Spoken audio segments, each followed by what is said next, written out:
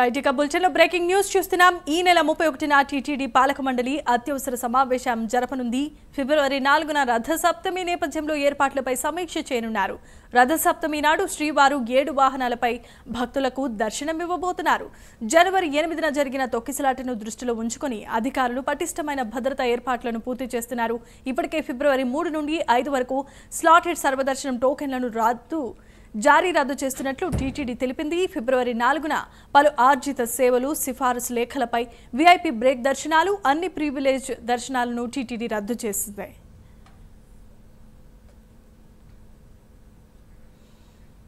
Right ఇక TTD అత్యవసర సమావేశాన్ని సమీక్ష నిర్వహించినట్లుగా తెలుస్తోంది. తిరుపతి తొక్కిసలాట ఘటనను దృష్టిలో పెట్టుకుని తర్వాత జరగవలసిన కార్యక్రమాలపై టీటీడీ ప్రివిలేజ్ దర్శనాలను రద్దు చేస్తోంది. ఇదే అంశానికి సంబంధించిన మరిన్ని అప్డేట్స్ ను మా ప్రతినిధి సునీల్ అందిస్తారు. సునీల్, చెప్పండి. మొత్తం మీద ఏదైతే ఈ నెల 31న టీటీడీ పాలక మండలి సమావేశం అయితే నిర్వహించున్నట్టయితే తెలుస్తుంది. ప్రధానంగా ఏదైతే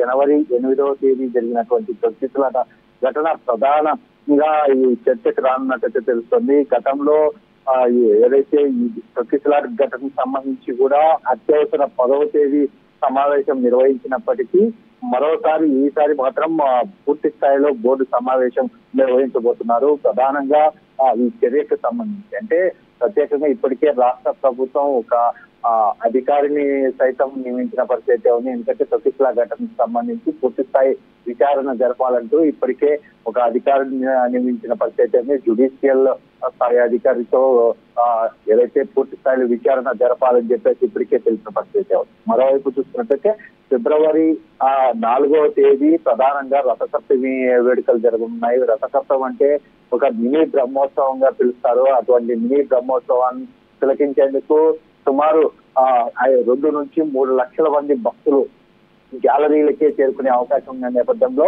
భక్తులకి ఎటువంటి అసౌకర్యం కలగకుండా ప్రత్యేక ఏర్పాట్లు చేసేందుకు ఇప్పటికే టీటీడీ పలు ఏర్పాట్లు చేస్తున్న పరిస్థితి ఉంది. ఎందుకంటే మాడవీధుల్లో ఉన్నటువంటి గ్యాలరీలకి సంబంధించి పూర్తి స్థాయిలో ఏర్పాట్లు చేస్తున్న పరిస్థితి ఉంది. ఎందుకంటే భక్తులు ఉదయం నుంచి రాత్రి వరకు వేచి ఉండే అవకాశం ఉన్న నేపథ్యంలో భక్తులకు ఎప్పటికప్పుడు అందించేటువంటి ఆహారం కావచ్చు, మరోవైపు నీటి సదుపాయము ప్రతి ఒక్కటి అన్ని అందేలా పూర్తిగా ఇప్పటికే అధికారులు టీటీడీ ఈఓ జె శ్యామలరావు, మరోవైపు టీటీడీ అదనపు ఈఓ వెంకయ్య చౌదరి, ఇటు తిరుపతి ఎస్పీ హర్షవర్ధన్ రాజు ప్రత్యేకంగా ఈ 2 రోజులుగా చూసుకున్నట్టయితే తిరుమలలో సమీక్ష సమావేశం నిర్వహిస్తూ మరోవైపు ఈ పటిష్ట బందోబస్తు ఏర్పాటుపై పూర్తిగా ఏదైతే పర్యవేక్షణ జరుగుతున్న పరిస్థితి ఇక్కడ కనపడుతుంది. ఏదేమైనప్పటికీ మరోవైపు ఈ ఆర్జిత సేవలు కావచ్చు, మరోవైపు వీఐపీ బ్రేక్ దర్శనాలు కూడా పూర్తి స్థాయిలో ఇప్పటికే టీటీడీ రద్దు చేసింది.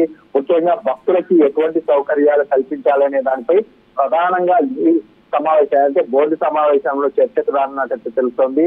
మరోవైపు ఏదైతే తొక్కిసలాట ఘటనలో చనిపోయినటువంటి 6 మందికి సంబంధించి ఇప్పటికే టీటీడీ నుంచి 25 లక్షల రూపాయల చెక్కులు ఇప్పటికే టీటీడీ పాలక మండలి సభ్యులంతా మొత్తం ఆయా ప్రాంతాలకు వెళ్లి ఆ బాధితుల ఫ్యామిలీలకు కూడా అందజేసిన పరిస్థితి ఉంది.